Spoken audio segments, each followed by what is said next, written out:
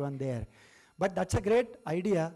Part of the program you study here, part of the program you study there, and you also get a foreign degree of a good university. So it creates a good synergy between what develops as a cross country exchange.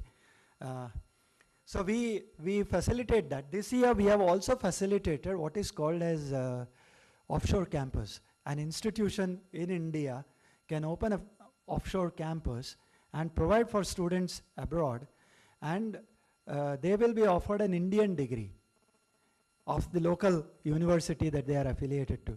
Now, this has a great potential in the sense that why should we always say that we need an MIT degree or we need a Georgia Tech degree?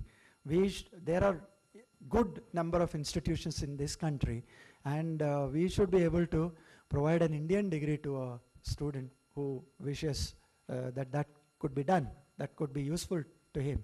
So we are allowing that, and in that sense, we are facilitating this foreign education. The other things she has already touched upon, the foreign education providers bill, and I don't think we need to really go into all that. They are still to be debated and so on. The accreditation, like I said, is the most important factor. Whether you have local programs or you have joint programs or you go abroad to create a twinning program or whatever, accreditation is extremely important. And as far as technology is concerned, we talk about accrediting programs and not institutions. There is a very big debate that happens where there is a certain section of society that says engineering also can be institutional accreditation based. We don't believe in that.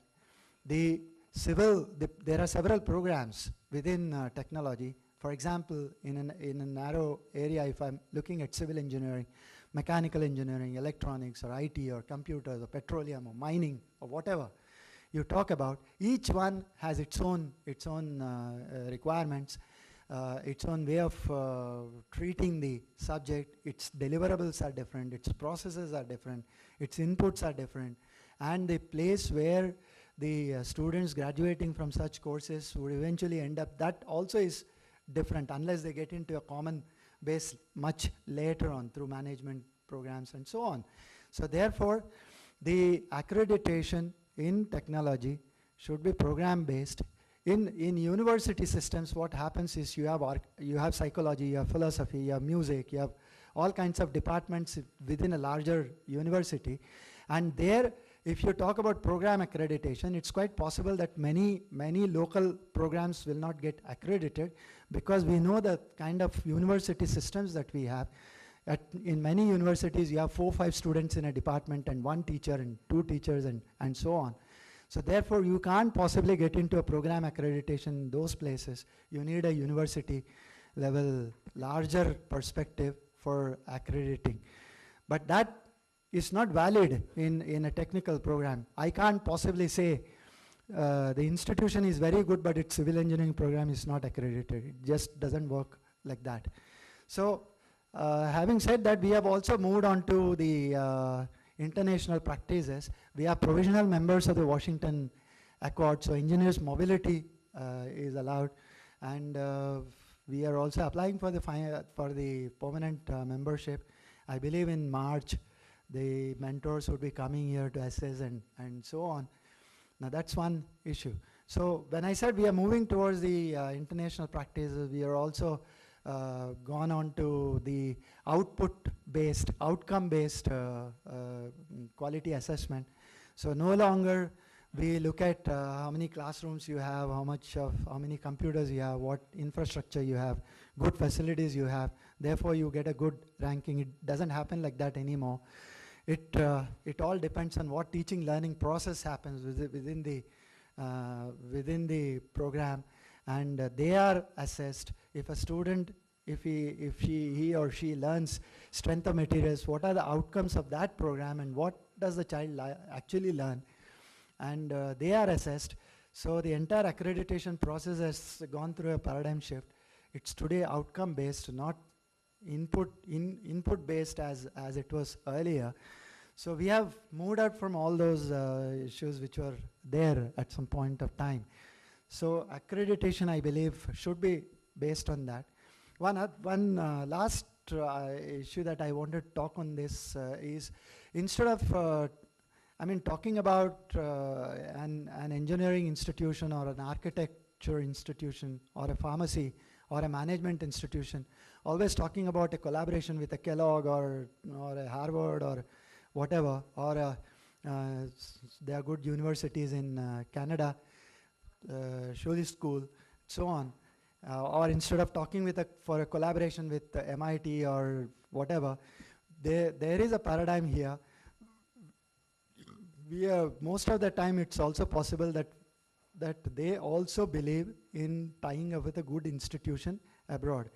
So there's no point in saying that I'll tie up with Kellogg. Is Kellogg also interested in coming down here? These are all very related issues. Therefore, we end up going into collaboration with anybody, then it becomes a business model. There is a pure relationship of what is earned and what is. So those kind of things will not really help. So in this area, most of the time we talk about these larger programs. What I believe is vocational education is an extremely important point. We said GER is 12.4. GER will not become anything more than maybe 15, 20. If you keep looking at engineering, keep looking at management, keep looking at pharmacy, it will never alter from that point, unless you talk about vocational education. Not everybody needs a degree, not everybody needs a diploma. They need skills, and they need competency-based skills, and those skills should be mapped to some vocational bachelor's program or vocational 12th program, vocational master's program, where they gain skills and can build onto that. And collaborations can happen in that. There are very good practices in Australia, New Zealand, in China. China has gone far ahead on that front. So probably people should talk about vocational education in this country, which not in terms of those ITIs and so on, but vocational education per se, not vocational training per se. So your vocational training is a part of that vocational education business. You get some competency-based training, you build competency-based skills, and also you progress, and you have a multi-point entry exit from a vocational system into a job or a formal system or things like that. So you build, there's no stigma attached now. People will come into vocational education, and you build collaborations on that. That's probably the way to go to increase the GER. If you take an objective function of GER between the 18 to 24 age group, you have science, arts, commerce, engineering is just one area. And you have so many other things which collectively give you that 12.4. So you have to look at what is happening to arts, what is happening to science, what is happening to music, what is happening to philosophy, and so on. All this together give you that 12.4, not just engineering.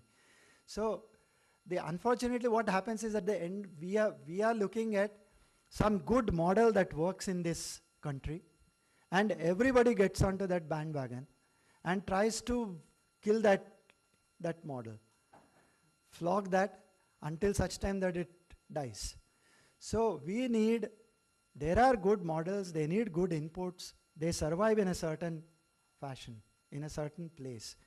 A certain herb will not grow everywhere. It has a certain conditions which you have to create. So therefore quality is also like that, and we need to work out a model that looks at all these issues. Collaborations are a must. They have to be there in order to build in the other practices and eventually build on quality. But that in itself will not give you anything. There are local systems which you have to build. Thank you.